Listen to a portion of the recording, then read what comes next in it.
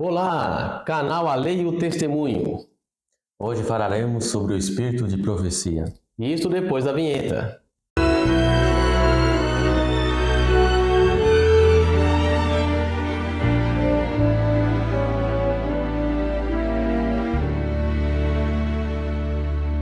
O primeiro texto a respeito do espírito de profecia encontramos em 2 Crônicas, capítulo 20, verso 20, que diz: E pela manhã cedo se levantaram e saíram ao deserto de Tecoa.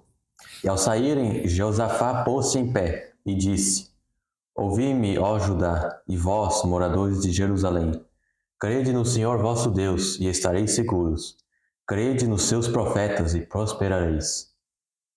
Ou seja, crer no Senhor e também crer nos profetas que Deus envia. É isso. Então, o segundo texto, para que a gente possa entender o que seria a lei e o testemunho, né? Ou seja, o testemunho. O que seria o testemunho? O testemunho de Jesus, o testemunho do espírito de profecia. O que é o espírito de profecia? Vamos lá. 2 Reis 17:13 diz assim: E o Senhor advertiu a Israel e a Judá, pelo ministério de todos os profetas e de todos os videntes, dizendo: Convertei-vos dos vossos maus caminhos, e guardei os meus mandamentos e os meus estatutos, conforme toda a lei que ordenei a vossos pais e que eu vos enviei pelo ministério de meus servos, os profetas. Começamos a compreender que o testemunho de Jesus, ou espírito de profecia, é o ministério profético de todos os profetas. Então, todos os profetas compreendem, fazem parte do espírito de profecia. Em Provérbios 29, versículo 18, nos diz: Não havendo profecia, o povo perece, porém o que guarda a lei, esse é bem-aventurado. Ou seja, a profecia é muito importante. Ela é tanto uma revelação do futuro, mas também uma advertência ao povo. Sim, justamente. Jeremias 25, verso 4, diz assim: Também vos enviou o Senhor todos os seus servos, os profetas, madrugando e enviando-os. Mas vós não escutastes, nem inclinastes os vossos ouvidos para ouvir. Então Deus sempre se preocupou em enviar os seus servos, os profetas, madrugando ao povo. Ou seja, de forma rápida, célere, sem perder tempo. Então, nós temos que dar ouvido aos profetas, né? Em Oséias, capítulo 6, verso 5, Por isso os abati pelos profetas, pelas palavras da minha boca os matei, e os teus juízos sairão como a luz. Ou seja, o que os profetas diziam vinha da própria boca de Deus. Se aceitasse, tinha vida. Se não aceitasse, iriam sofrer as consequências. Justamente. Próximo texto, Oséias 12:10. Falei aos profetas e multipliquei a visão. E pelo ministério dos profetas propus símiles. Nota como a Bíblia dá muita importância ao ministério dos profetas. Por quê? Porque é Deus falando pela boca do profeta. É Deus dando a conhecer sua vontade ao povo através do seu servo, o profeta. Cumpre a nós apenas ouvir e aceitar.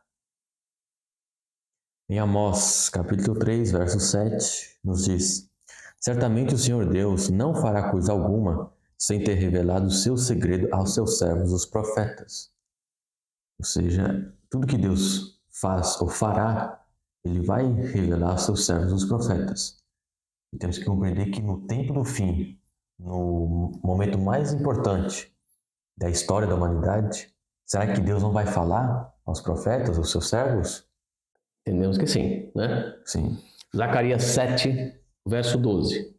Sim, fizeram os seus corações como pedra de diamante, para que não ouvissem a lei, nem as palavras que o Senhor dos Exércitos enviara pelo seu Espírito por intermédio dos primeiros profetas. Daí veio a grande ira do Senhor dos Exércitos. Nota que Deus requer que nós aceitemos a voz do verdadeiro profeta. Não podemos rejeitá-la. Ah, mas não tem nada a ver com a Bíblia. Eu sigo só a Bíblia. Não é assim que a Bíblia diz. A Bíblia diz que é a lei e o testemunho. A Bíblia é composta pela lei dos 10 mandamentos e o testemunho dos profetas. Fechou-se o cânon sagrado?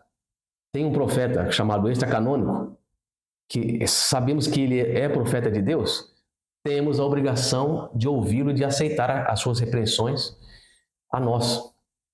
Temos que dar ouvido, porque é Deus falando.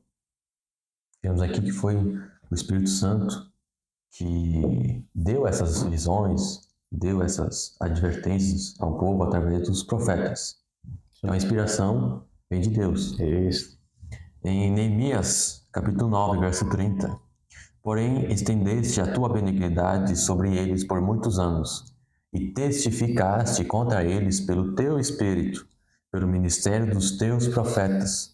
Porém eles não deram ouvidos, por isso os entregaste nas mãos dos povos das terras. A importância de se ouvir ao profeta. Hebreus capítulo 1, verso 1. Havendo Deus antigamente falado muitas vezes e de muitas maneiras aos pais pelos profetas, a nós falou-nos nestes últimos dias pelo Filho. Então Deus, o próprio Jesus, né? Por isso é chamado, o Espírito de Profecia também é chamado de o testemunho de Jesus. Então Deus envia os profetas, depois envia o seu próprio Filho. O interessante é que muitos utilizam desse versículo falando que não tem mais profetas, que acabou, veio a Cristo e somente com Cristo, né? Cristo aqui na Terra. Foi ali que findou o ministério profético. Não é verdade. Só que se esquece do que o próprio Senhor Jesus nos disse em João capítulo 14, verso 26, que ele diz: mas aquele Consolador, o Espírito Santo, que o Pai enviará em meu nome, esse vos ensinará todas as coisas e vos fará lembrar de tudo quanto vos tenho dito. Ou seja, depois da ascensão do Senhor Jesus, foi enviado o Espírito Santo para revelar aos discípulos, aos apóstolos, Sua vontade, a sua vontade e tudo que Cristo tinha falado aqui presencialmente. Somente. 2 Pedro 1, 21. Porque a profecia nunca foi produzida por vontade de homem algum, mas os homens santos de Deus falaram inspirados pelo Espírito Santo. Então, é Deus quem está falando através do profeta. É simples assim. A inspiração é dele.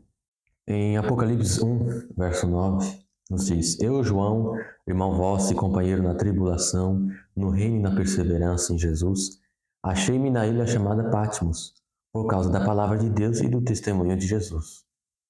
Ou seja, aqui ele fala que ele foi levado em prisão até a ilha de Patmos por causa da palavra de Deus e do testemunho de Jesus. Agora, o que significa esses dois elementos? São a mesma coisa ou são duas coisas diferentes? Vamos lá. Aqui diz que ele achei-me na ilha de Patmos por causa da palavra de Deus. A palavra de Deus, qual é a palavra de Deus? Direta. São os 10 mandamentos. Esta é a palavra de Deus. A única coisa que Deus requer do ser humano é obediência restrita à sua lei. Como assim? João observava os 10 mandamentos. Na época em que João estava na terra, ele não pôde adorar ao imperador romano. E o imperador romano exigia adoração. Por que ele não pôde fazer isso? Porque o primeiro e segundo mandamentos proibiam tais práticas. Entende? Então, por isso ele se achou preso na ilha de Patmos. E também por causa do testemunho de Jesus. João era profeta. E ao profetizar a queda do Império Romano, que ele profetiza aqui, Roma não gostou. Esta é a razão por que ele se encontrava na ilha de Patmos. Mas vamos ver um pouco mais. Apocalipse 6, 9. E havendo aberto o quinto selo, vi debaixo do altar as almas dos que foram mortos por amor da palavra de Deus e por amor do testemunho que deram. Então, aqui as pessoas fiéis a Deus, elas foram mortas por causa da palavra de Deus e do próprio testemunho que deram, porque eles eram profetas também. Um missionário que é enviado a qualquer parte do mundo e lá ele morre por causa de sua fé, ele foi um profeta ali. Um profeta que não deram ouvidos. Da mesma forma, os mártires antigos, todos foram profetas. Todos os reformadores foram profetas. A gente esquece dessas coisas. Nós damos nomenclaturas para cada fase da igreja. Mas todos eles eram profetas. Eles estavam reedificando os antigos lugares assolados. Verdades antigas que estavam esquecidas, eles estavam reedificando. Em Apocalipse 12, verso 17, nos diz: e o dragão irou-se contra a mulher e foi fazer guerra ao remanescente da sua semente. Então, o dragão aqui é Satanás. A mulher é a igreja. Então, Satanás ira-se contra a igreja E foi fazer a guerra ao remanescente da sua semente. Isso. Ao que sobrou dela. E as duas características desse povo, do remanescente, são os que guardam os mandamentos de Deus, a lei de Deus, os 10 mandamentos, e tem o testemunho de Jesus. E o que é o testemunho de Jesus? O mandamento de Deus nós sabemos que são os 10 mandamentos. Então quais são as duas características desse povo? Vamos lá. Apocalipse 19:10. E eu lancei-me a seus pés para o adorar, mas ele disse-me: olha, não faças tal. Sou conservo teu e dos teus irmãos, e tenho o testemunho de Jesus. Adora a Deus, porque o testemunho de Jesus é o espírito de profecia. Então agora nós sabemos que no texto anterior, as duas características daquele povo que estava sendo perseguido por Satanás, que era o remanescente da igreja, o que sobrou da igreja, né? Quais eram as suas duas características? Guardar os 10 mandamentos e ter profeta em seu meio. São as duas características da igreja verdadeira. Então, a igreja verdadeira, no final agora, nos últimos dias, tem que observar os 10 mandamentos, 10 e não 9. O sábado tem que estar lá incluso. Que é uma lei perfeita, você não pode mudá-la. Ela é perfeita, não tem como alterá-la. E ela é eterna, não tem como acabar com ela. Ela é eterna, ela dura para toda a eternidade. E o testemunho de Jesus, que é o espírito de profecia. Tem que ter profetas no meio deste povo. Em Apocalipse 20, verso 4. E vi tronos e assentaram-se sobre eles, e foi-lhes dado o poder de julgar. E vi as almas daqueles que foram degolados pelo testemunho de Jesus e pela palavra de Deus, e que não adoraram a besta, nem a sua imagem, e não receberam o sinal em suas testas, nem em suas mãos. E viveram e reinaram com Cristo durante 1000 anos. Ou seja, no fim da história terrestre, aqueles mártires que não adoraram a besta, não adoraram a sua imagem, não aceitaram o seu sinal, eles foram mortos porque eles tinham o testemunho de Jesus, ou seja, o espírito de profecia, e eles guardavam a lei. Todos eram profetas. Eram. É o Israel moderno. Nota o detalhe. No passado, Israel tinha profetas. Hoje nós temos. No passado, Israel era detentor da lei de Deus. Hoje nós somos também. Nós somos o Israel moderno. Hoje nós somos o moderno Israel. Temos que ter a mesma característica ou as mesmas características de Israel, que era detentor do espírito de profecia e observador dos 10 mandamentos. E todos eles aqui que morreram, ou que vão morrer, né? Pela besta, eram profetas que observavam os 10 mandamentos. Entende?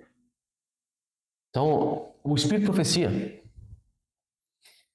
é a inspiração profética que Deus dá ao ser humano. Esse é o espírito de profecia. Esse é o testemunho de Jesus. É Jesus testemunhando de si mesmo para a humanidade através de um profeta, de um de seus servos. Também encontramos a primeira manifestação do espírito de profecia através do próprio Senhor Jesus. Ele profetizou em Gênesis capítulo 3, verso 15, que disse: e por inimizade entre ti e a mulher, e entre a tua semente e a sua semente. Esse te ferirá a cabeça, e tu lhe ferirás o calcanhar. Ou seja, aqui encontramos a primeira manifestação do dom de profecia.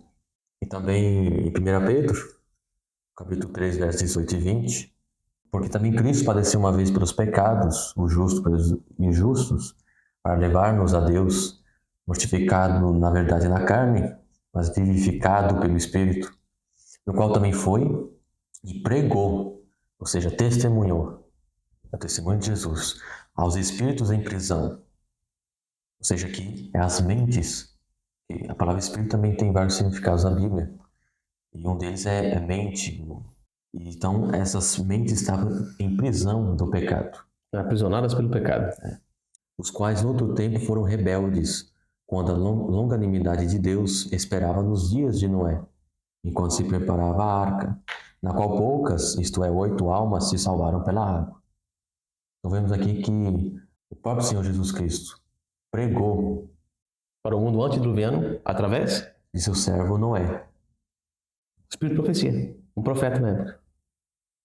É assim que se dá. Então, Deus tem sua forma de trabalhar, seu método de trabalhar. Ele trabalha em cima de profetas, em cima do dom profético, em cima do espírito de profecia ou do testemunho de Jesus. Então, se hoje tivermos profeta ou profetas testemunhando, nós temos que dar ouvido. Temos que atender ao chamado de Deus. Temos que atender ao propósito da mensagem. Deus nos abençoe para que possamos identificar o profeta verdadeiro, moderno, aceitar suas mensagens e pô-las em prática. Deus nos abençoe e até um próximo estudo. Amém. Amém.